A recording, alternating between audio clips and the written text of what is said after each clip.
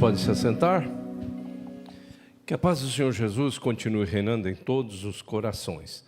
Nós vamos dar sequência a esta série que tem sido, assim, uma terapia para muitas pessoas, que é a intenção do Senhor revelada lá em Isaías, através de Isaías e também através de Miqueias, desejando o Senhor que as nossas armas sejam transformadas em ferramentas. E, se depender do Senhor, até as nossas armas, literalmente falando, elas devem ser ferramentas. E foi assim que aconteceu com o povo de Deus, nos enfrentamentos que teve com os inimigos na conquista da Terra Prometida. As armas eram realmente ferramentas na construção e na conquista de um lugar melhor. Mas nós, muito mais no sentido espiritual, nós estamos trabalhando todas essas situações. E na terça-feira passada nós trabalhamos a questão do poder de liderança, que é exercido por todas as pessoas em determinados lugares. Todos os seres humanos que são seres sociais, em algum momento vão ter que exercer o poder de liderança. E esse poder de liderança, segundo o que o Senhor nos ensinou lá no Evangelho segundo São João, capítulo 13, tem que ser realmente uma ferramenta. Agora, hoje, o apetite. O apetite que faz com que, para alguns, seja realmente uma ferramenta, e para outros uma arma voltada contra a própria pessoa, inclusive.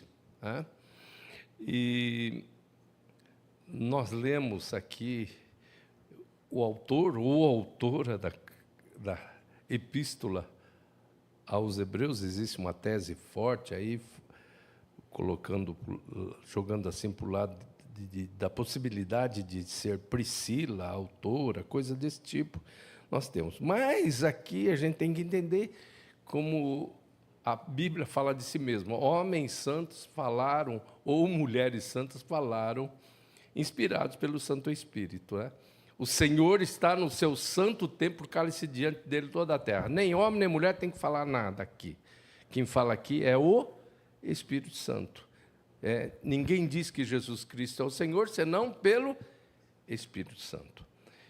Seja autor ou autora, é o Espírito Santo que está dizendo aqui, ninguém seja imortal ou profano como Esaú, que por uma simples refeição vendeu o seu direito de primogenitura, porque sabeis que mais tarde, querendo ainda herdar a bênção, foi rejeitado e não achou lugar de arrependimento, ainda que o buscasse com lágrimas. E esse texto aqui ele é muito forte.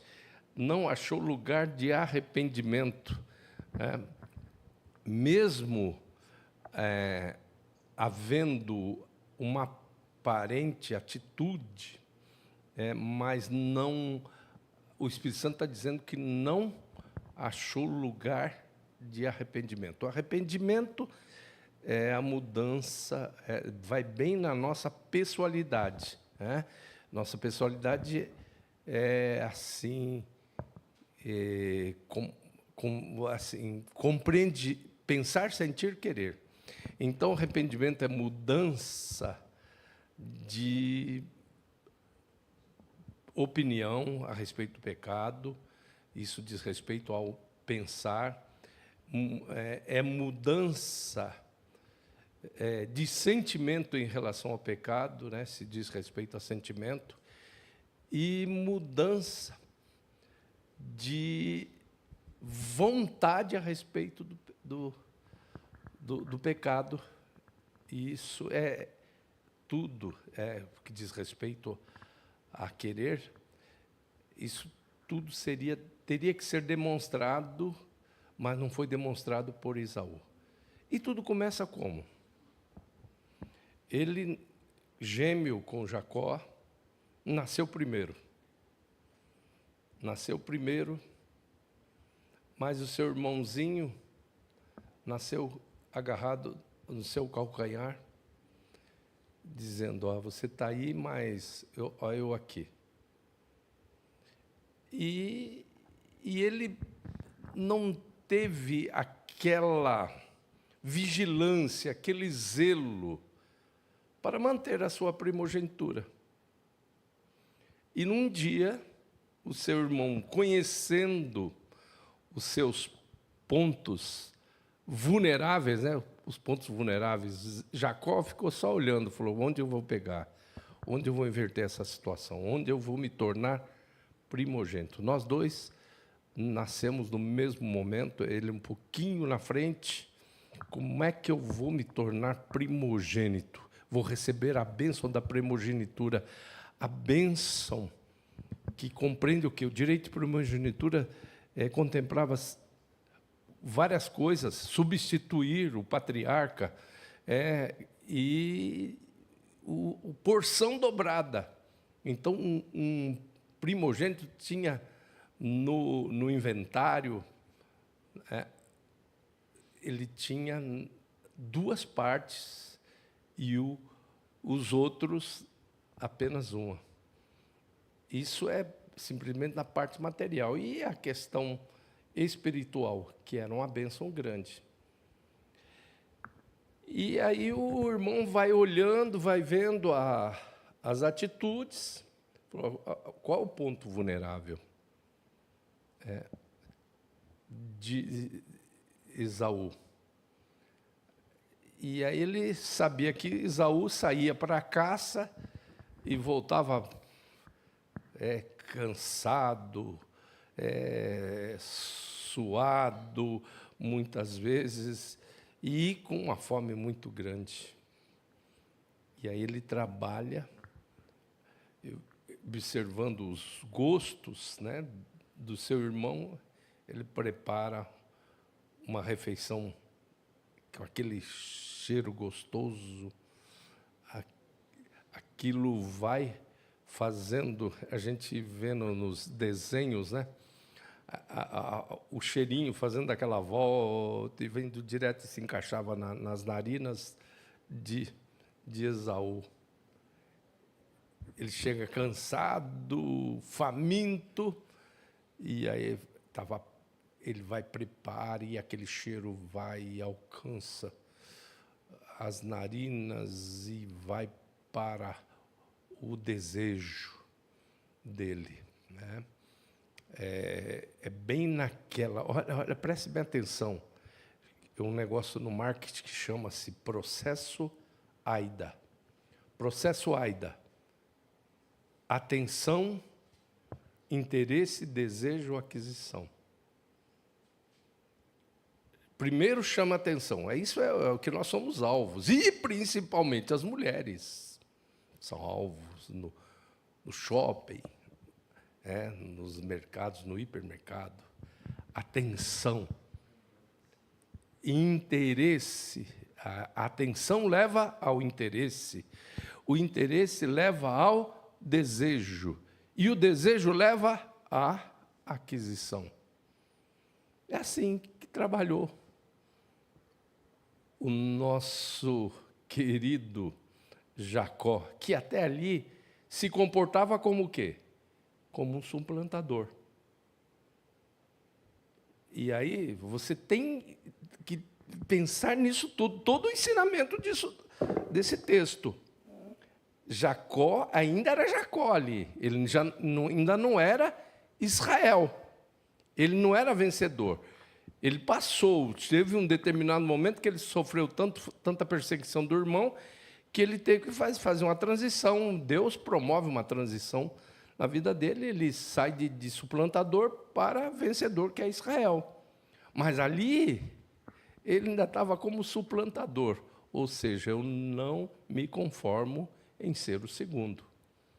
Eu não me conformo em não ser o primogênito. E aí, prepara ardilosamente um prato de lentilhas cheiroso, e aí, atenção, interesse, desejo, aquisição. Aqui, ó. Isso aqui está aqui, ó. É todo seu, se você passar para mim o direito de primogenitura. Simples assim.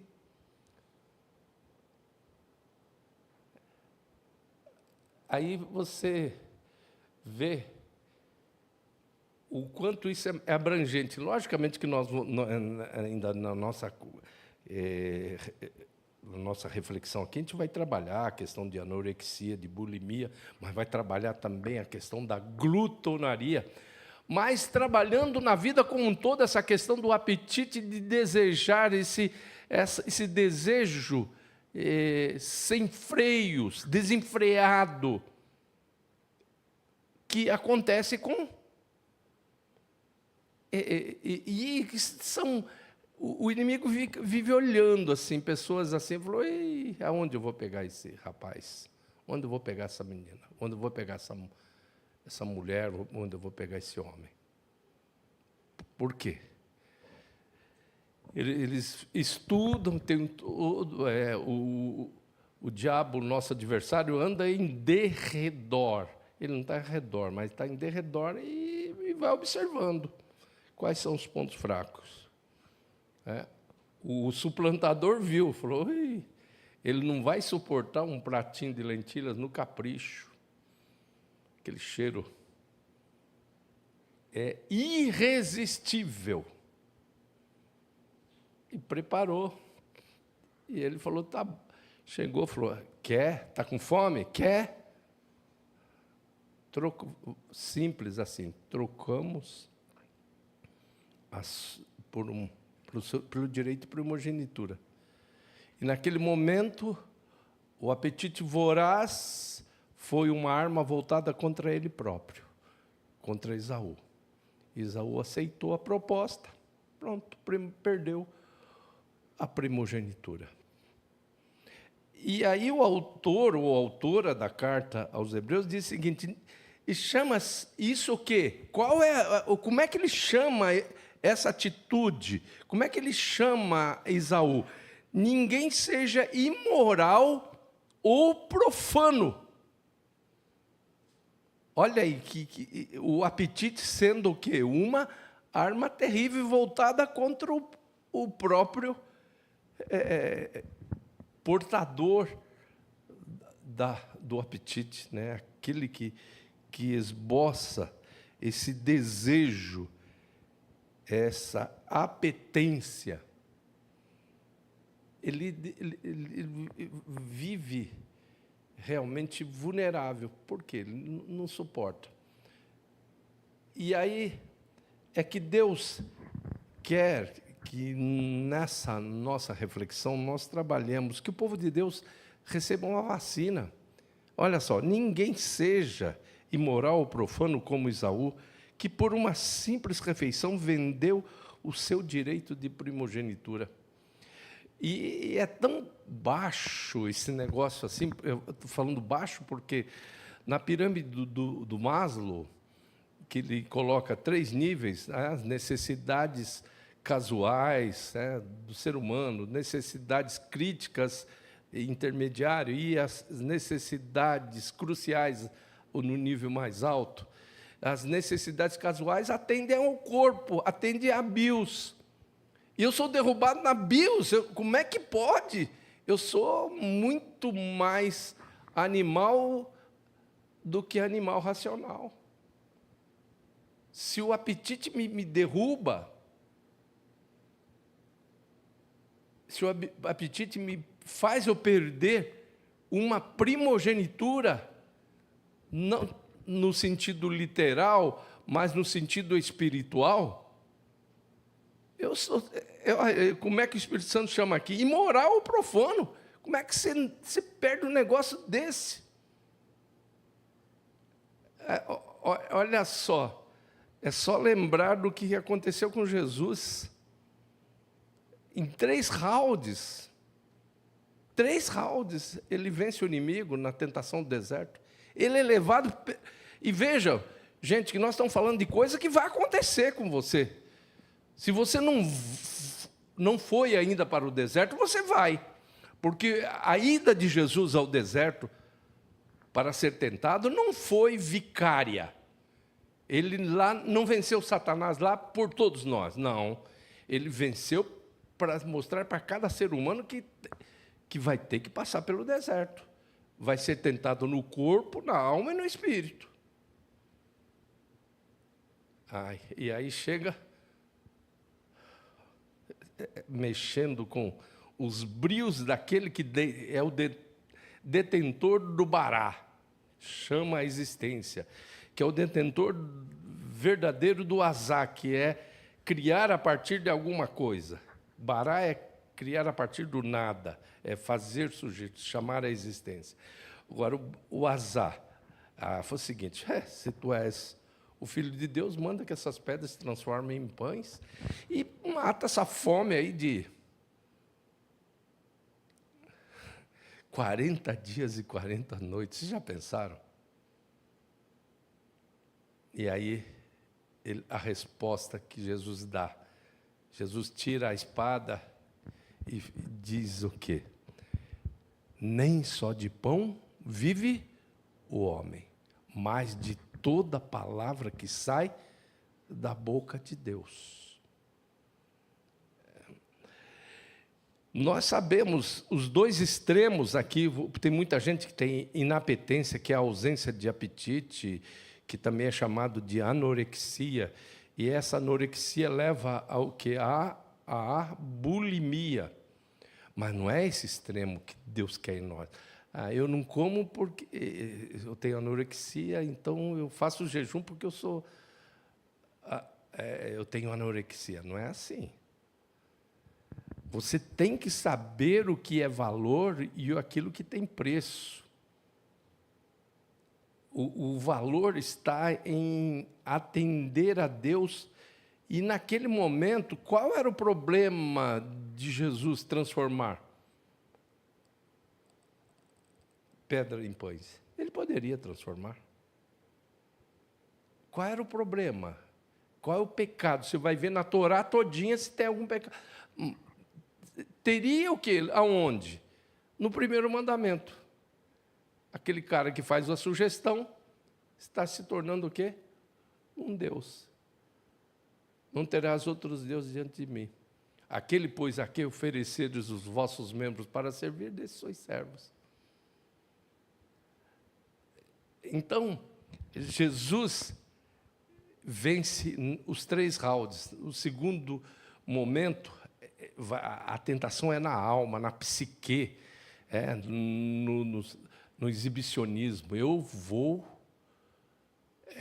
mostrar para muita gente quem eu sou realmente. Se joga daí de cima, não vai te acontecer nada, porque a própria Bíblia vai te amparar nisso tudo. Está escrito: aos seus anjos dará ordem a teu respeito para te guardar em todos os teus caminhos. Ou seja, você vai cair lá que nem uma pluma lá embaixo, não vai te acontecer nada. E amanhã os arautos de César, os arautos de Herodes estarão publicando: o judeu se lança do ponto mais alto do templo e nada lhe acontece. Jesus, está escrito: não tentarás o Senhor teu Deus. E por último, que é muito semelhante a essa condição do próprio Esaú. Faz o seguinte: você não veio aqui para pegar de volta tudo isso daqui? Que eu peguei lá do Adãozinho, eu peguei lá, fiz uma sugestão e ele me entregou tudo isso, foi me dado. Eu te devolvo isso num ato simples e prático. Me adora, se ajoelha aqui diante de mim, coisa de 2, 3 minutos, máximo 5 minutos, você pegou tudo de volta. Você conseguiu de volta tudo que você tem. Aí Jesus diz, está escrito. Terceiro round, vitória definitiva. Está escrito, só o Senhor teu Deus adorarás e só a Ele prestarás culto.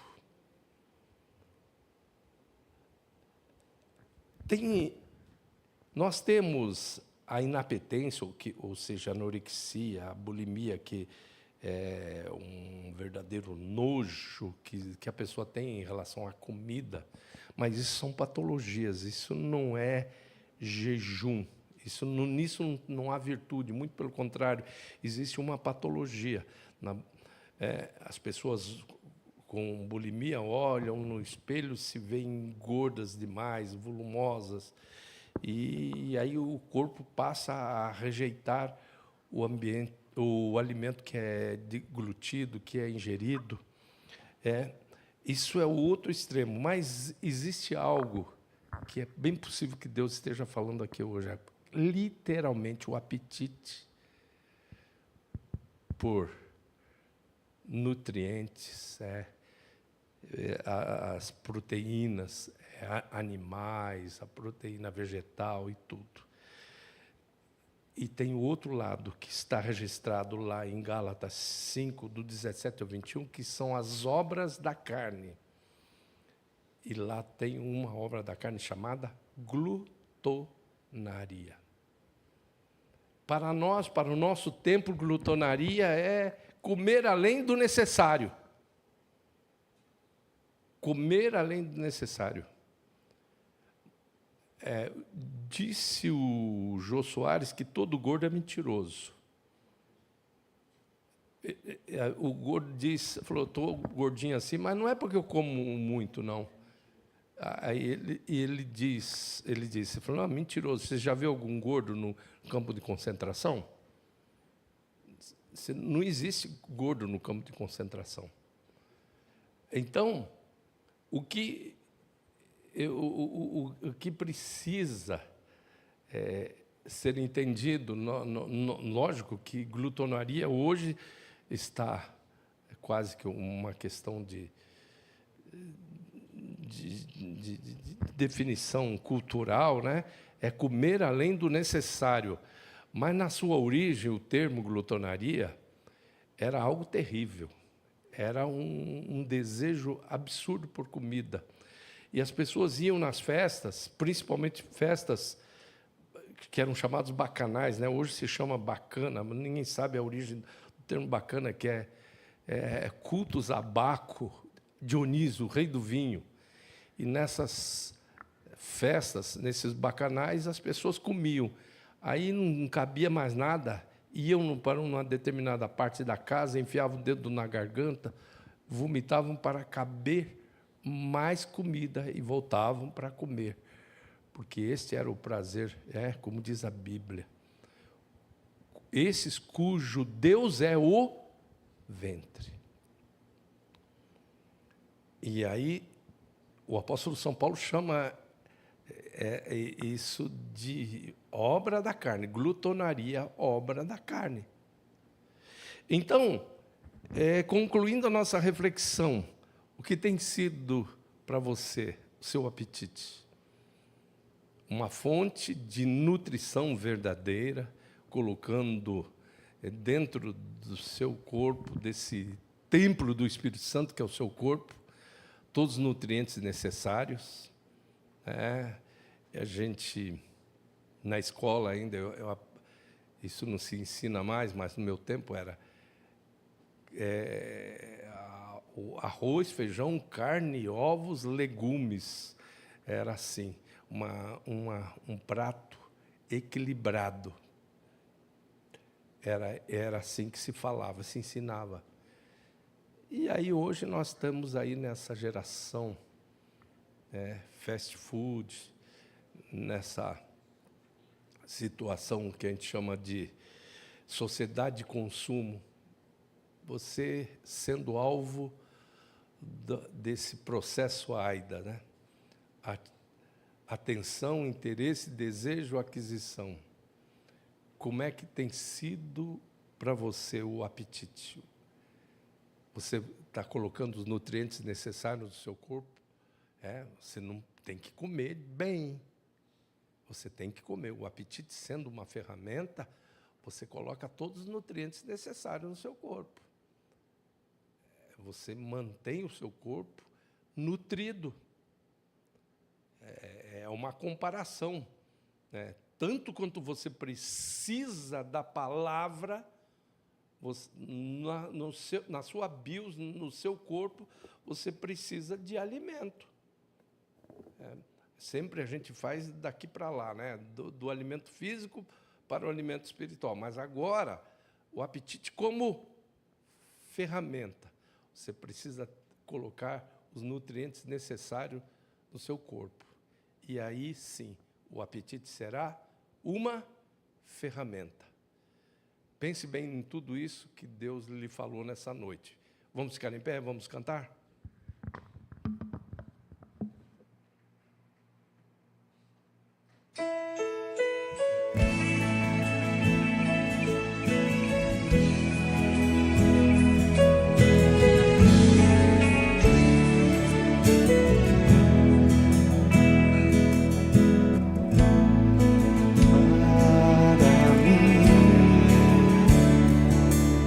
Meu futuro a ti pertence.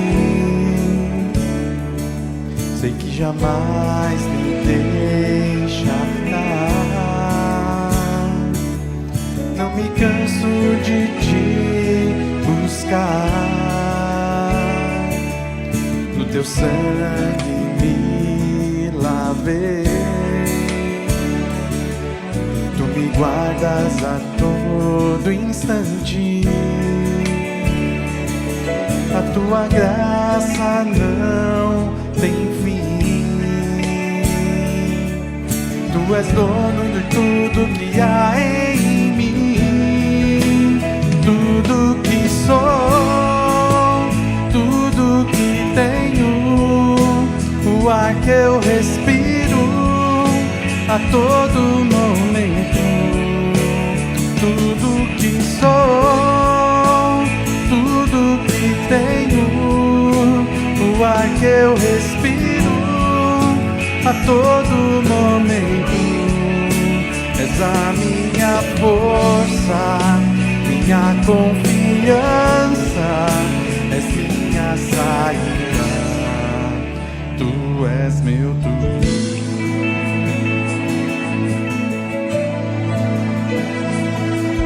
Tu és tudo para mim. Meu futuro a ti pertence. Sei que jamais me deixarás. Não me canso de te buscar. No teu sangue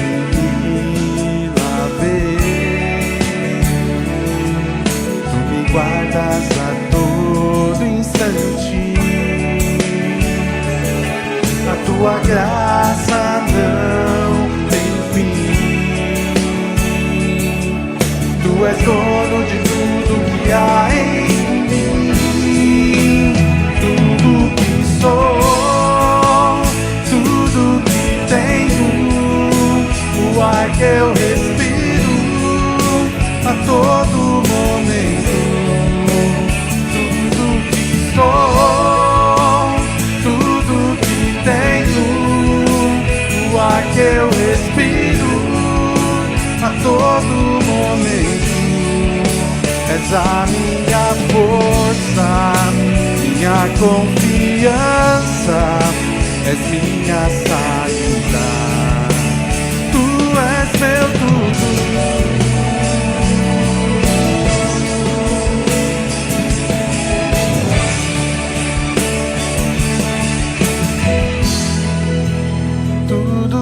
Sou tudo que tenho, o ar que eu respiro a todo momento.